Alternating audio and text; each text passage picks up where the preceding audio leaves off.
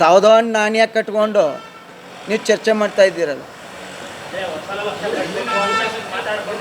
ಸಾವಿರದೊಂದು ನಾಣ್ಯ ಕಟ್ಕೊಂಡು ಚರ್ಚೆ ಮಾಡ್ತಾ ಇದ್ದೀರಲ್ಲ, ನೀವು ಚರ್ಚೆ ಮಾಡಿ ನಿಮ್ಮ ಟೈಮಿಗೆ ಯಾಕೆ ವೇಸ್ಟ್ ಮಾಡ್ತೀರಿ?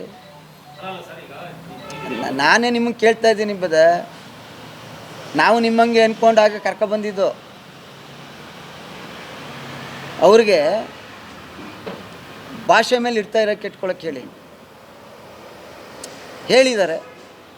ಈ ಥರ ಒಂದು ವರ್ಗ ಮತ ಕೊಡಲಿಲ್ಲ ಅಂತ ಹೇಳಿದ್ದಾರೆ. ಇರೋದನ್ನ ಸಿಂಗ್ಯುಲರಾಗಿ ನಿಮ್ಮ ಅಜ್ಜನ್ನ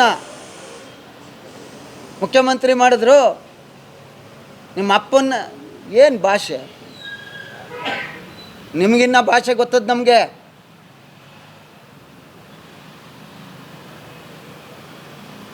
ಭಾಷೆ ಮೇಲೆ ಇಟ್ಕೊಳ್ಳಿ.